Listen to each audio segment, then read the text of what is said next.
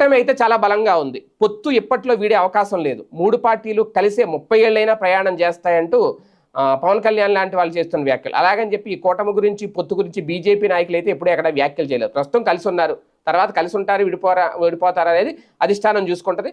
Telugu Desam party వ్యవహరించే తీరును బట్టి ఉంటుంది. అయితే తాజాగా కాకినాడ జిల్లా జగంపేట ఎమ్మెల్యే జ్యోతుల్ నెహ్రూ కొన్ని సంచలన వ్యాఖ్యలు చేశారు.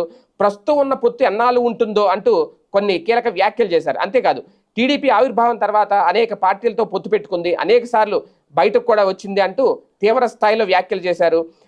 తాజాగా ఆయన మినీ మహానాడులో జ్యోతుల్ నెహ్రూ ఈ కీలకంగా చేసిన వ్యాఖ్యలు ఇప్పుడు సంచలనంగా మారాయి. గత కొన్నాళ్ళుగా తనకు ఏ పదవి ఇవ్వడం లేదనే అక్కస్తో ఉన్న జ్యోతుల గతంలో నిండు సభలో తన ఉండే అంటే అసెంబ్లీలో ఉంటాను అని చెప్పి, లేకపోతే వెళ్ళిపోతానని చెప్పి, అప్పట్లో ఉండమంటే ఉంటాను లేదా వెళ్ళిపోతానంటే వ్యాఖ్యలు చేశారు. అప్పట్లో తనకంటే సీనియర్ల సభలో ఎవరు లేరని కూడా వ్యాఖ్యానించారు. ఇలా తనకు అవకాశం వచ్చినప్పుడల్లా కూడా పార్టీపై విమర్శలు చేస్తూ